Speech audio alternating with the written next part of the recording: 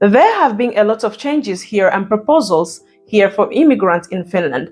But in today's video, I'm going to address the already existing method for the entrance examination, which has already been here for years.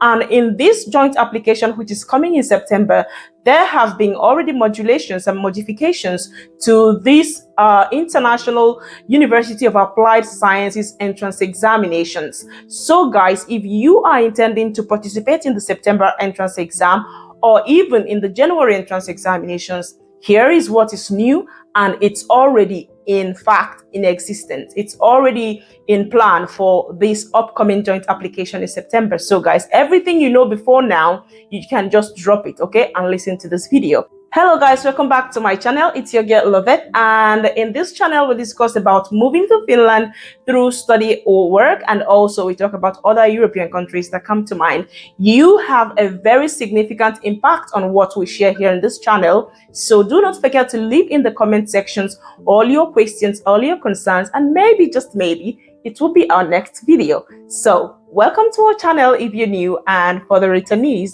thank you very much and welcome back. Now, let's talk about this joint application, joint entrance examination for bachelor degrees in Finland. Over the years, we have had these examinations held and they are online. For those of you that does not know about studying in Finland, it happens that twice every year, Finland organizes this joint entrance examination from which people, international students, gain admission to study in Finland. These examinations are usually done in two phases. The first phase is the written part, which is done strictly online, and the second phase is the group discussion, which is also strictly online. There have been modifications on the process on how this examination goes. What we've had over the years, I'm going to share alongside what is going to be in the future, what is going to be in this next upcoming September joint application, which has been published already in the joint application website. This is how it's going to go down, so pay attention. I have a very important information for you at the end of this video, and that information is about the same question you guys have asked a lot about this upcoming joint application. A lot of you guys want to know about the universities and the programs that will be available for the joint application come September, and that I'm going to share at the end of this video, so stay tuned. If you find any value in this video, please support me by hitting the like button so that YouTube can recommend our videos to others. Thank you very much for this much you've done. Now, let's go to the details. The first thing we'll be talking about is the language requirement. Over the years, the joint entrance examination have not been requiring applicants to have a proof of English language proficiency. It has been so that people just submit their proof of completed higher secondary education and also their identification document, which is usually their international passport. And this way, you are ready to participate in the joint entrance examination. But this time around, starting from September, you would need more than that.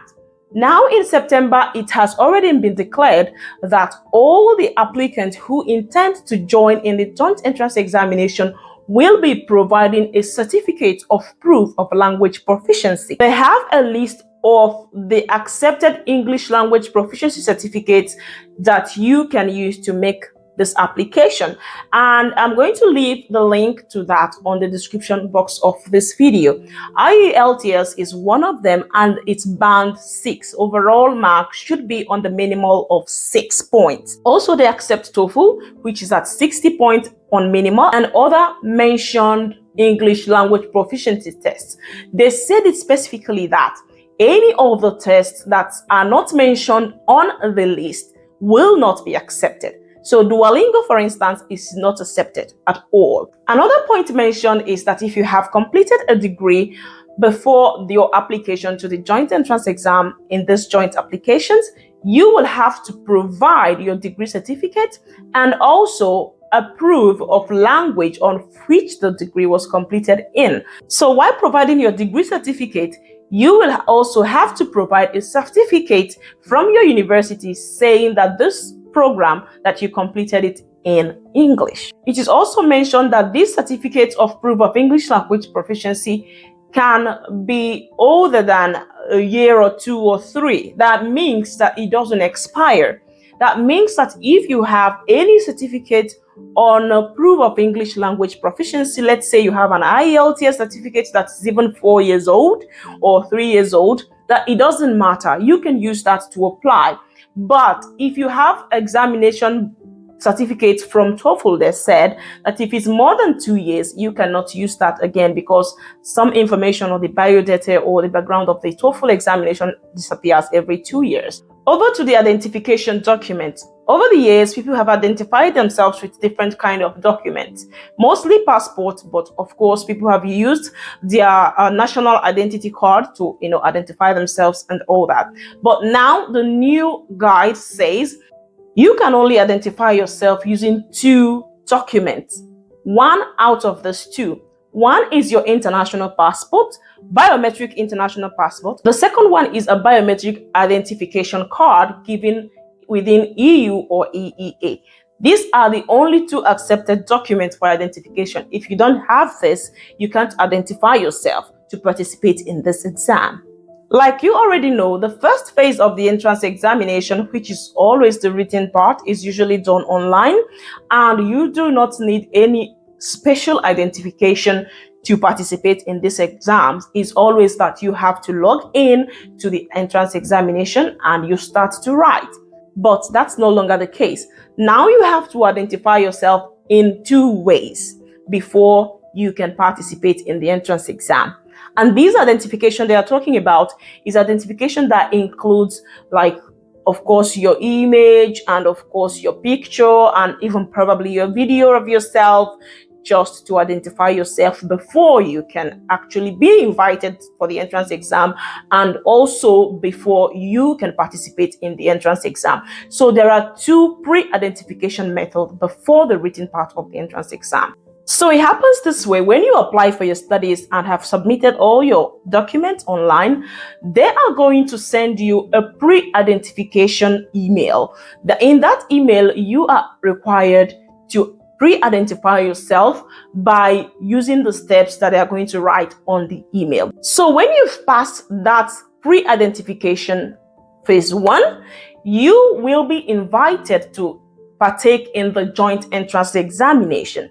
And on the day of the joint entrance examination, you will do another pre-identification process, which of course they will give you a guide in your email on how to do it. There are 3 things that are mentioned that you need for these identification processes.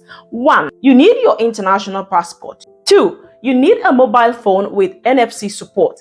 NFC support is near field communication. It's like a phone that is able to take a wireless reading within a range of 4 centimeters. Okay, so it's like basically every camera phones, but you have to also check your phone that your phone can do that. Of course, take a scan of any document or come close to reading any file probably shown on your computer, just to identify yourself. And then the 3rd thing that they require is that you have to download an app named Kando ID mobile app.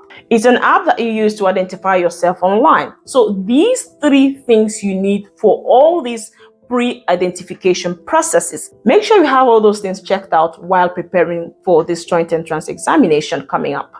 It is also said that the joint entrance examination will be monitored. That means that the written part of the exam will be monitored. It specifically reads that your activities on the day of the entrance examination, while the entrance examination is going on online, will be monitored. They said they are going to give a more vivid instructions and updates on how they are going to monitor you while you write the written part of that entrance exam.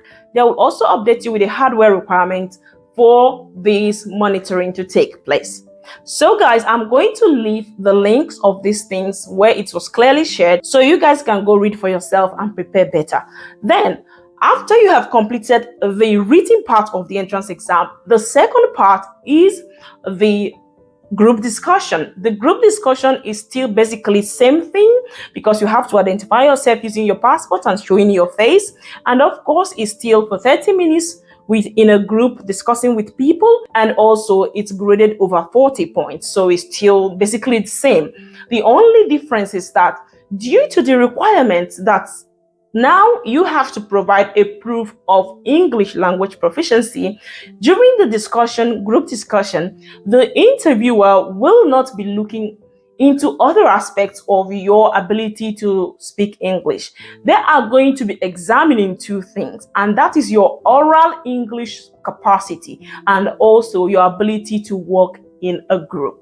These are the only two assessments that they will be assessing during the group discussion, because you have provided them with a proof of language proficiency, which of course is enough, but they want to know how well you can be able to say and speak English language. That is the most important thing, and how well, of course, you will work in a group if admitted. So guys, this is the new guide for Finland Joint Entrance Examination come September, and I think most likely that this will be the new system, because if they start it this September, maybe depending on how the outcome and how well it goes, they might extend it to the January joint application. So guys, even if you're preparing for the January one and you're not preparing for this September joint application, get your proof of language proficiency tests done, get your certificates ready, prepare so much ahead. That's why I have been checking this website for these updates, and here it is. So guys, please prepare better, okay? Please and please, if you found value in this video, don't forget to give it a thumbs up so that YouTube can recommend our videos to other people, okay? Thank you so much. And now that brings us to that particular extra information I said I would share with you guys about schools that will be joining in the general joint application. There are only but 3 schools that will be joining in this joint entrance examination come September, come autumn.